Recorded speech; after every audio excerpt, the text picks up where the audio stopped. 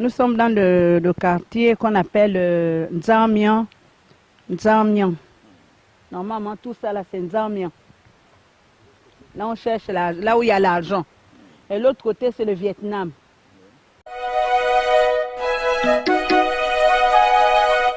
Le pont là, c'est nous-mêmes qui l'avons fait.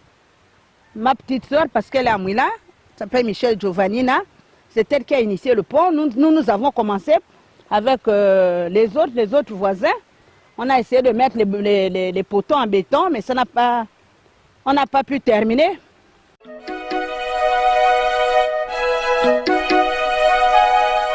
Il n'y a aucun opposant qui a eu les élections ici. C'est du n'importe quoi. C'est justement, c'est une façon de nous ignorer.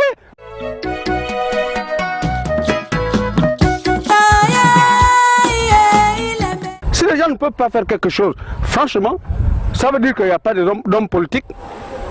Ça veut dire qu'on n'aime pas les Gabonais, c'est tout. Et puis nous, on va continuer. On va encore ramasser les planches et puis faire ça, là. Comme d'habitude, comme on a l'habitude de faire.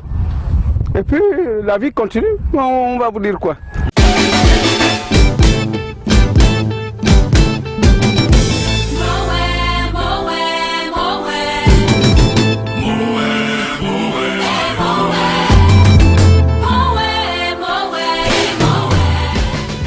C'est ma panne qui me permet d'arriver au 12.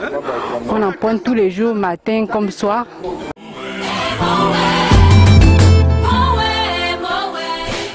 Nous ne faisons pas la politique. Nous sommes nous appartenons à la société civile. Nous sommes des civils. Nous sommes une population. Donc, lorsque nous vivons une situation telle que celle-là, nous ne pouvons qu'interpeller à la conscience collective, dans un premier temps, et la conscience des hommes politiques, ceux qui ont des moyens, qui peuvent venir nous aider. C'est tout ce que nous disons. La nuit, la journée, la saison des pluies, la saison sèche, il y a tant de problèmes pour traverser le pont. Et surtout nos enfants et nos vieux, nos vieilles, ils ont beaucoup de difficultés pour traverser le pont. Ils n'arrivent même pas à traverser le pont à cause de l'état du pont. Le câble de l'électricité, vous-même vous avez vu l'état. Comment ça est. Là, surtout la nuit, nos papas, il y a des fois, on entend les cris. On vient secourir les papas qui tombent dans l'eau.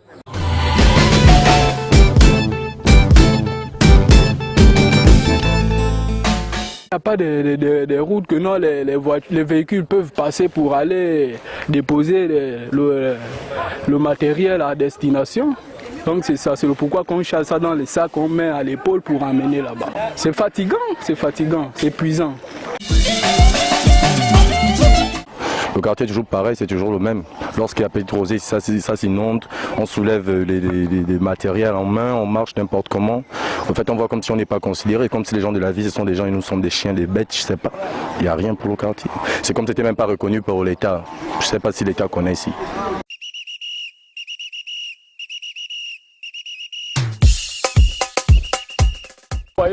Général, nous sortons d'une visite de terrain, notamment dans les quartiers de Mélène, au plus profond de Mélène, dans le Vietnam.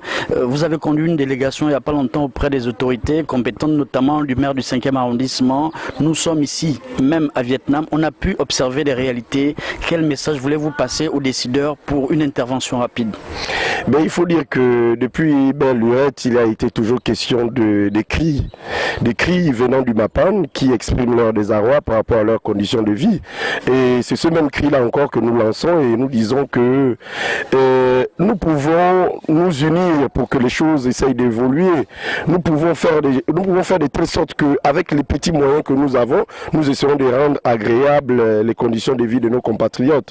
Donc le seul cri que nous pouvons, ou que moi aujourd'hui je me porte de lancer à l'endroit de ceux qui en ont un peu, parce qu'il faut dire que si nous nous nous adressons au pouvoir public. Nous savons les conditions dans lesquelles nous vivons à l'heure actuelle.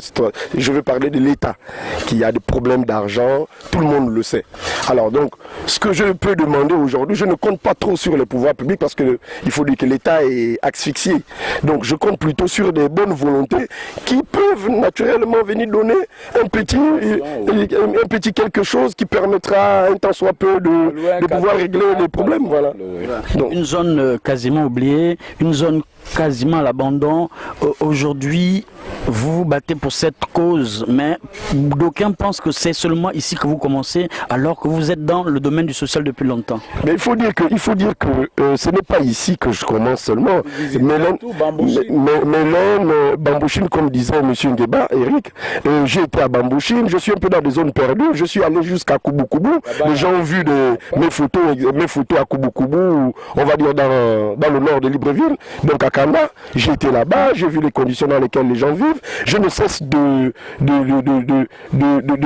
manifester ce rapprochement-là vis-à-vis des populations, parce que je suis d'abord le général des Mapan et je pense que tous les Mapan, c'est moi qui les contrôle. Alors, donc je suis appelé de temps en temps, comme aujourd'hui à Mélène. J'étais juste venu déposer un don à l'hôpital et en ce moment, les habitants de ce quartier ont trouvé utile de m'amener voir les conditions dans lesquelles ils vivent. Donc je suis partout et je suis ouvert à tout le monde. Mon numéro de téléphone, tout le monde là.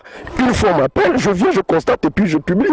Je fais mon boulot de dénonçateur. C'est ça en fait.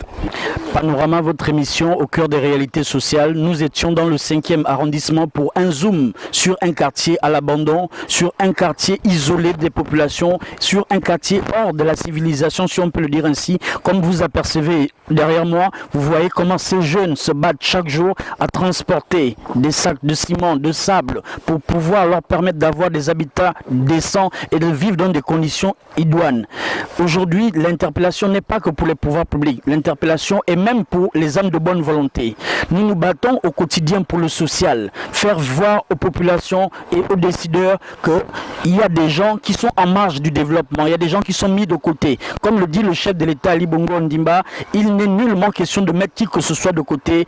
Il est aujourd'hui important de globaliser, de généraliser pour que unis et ensemble et solidaires, le pays puisse avancer. Il n'y a pas de sous-homme, il n'y a pas de plus petit ou de plus grand. Nous sommes tous Gabonais à la même échelle. Nous sommes tous aujourd'hui appelés à servir la nation d'où que nous venons, d'où que nous soyons et qui que nous sommes. Aujourd'hui, c'était Komo Info dans le quartier Vietnam, Mélène. On vous remercie.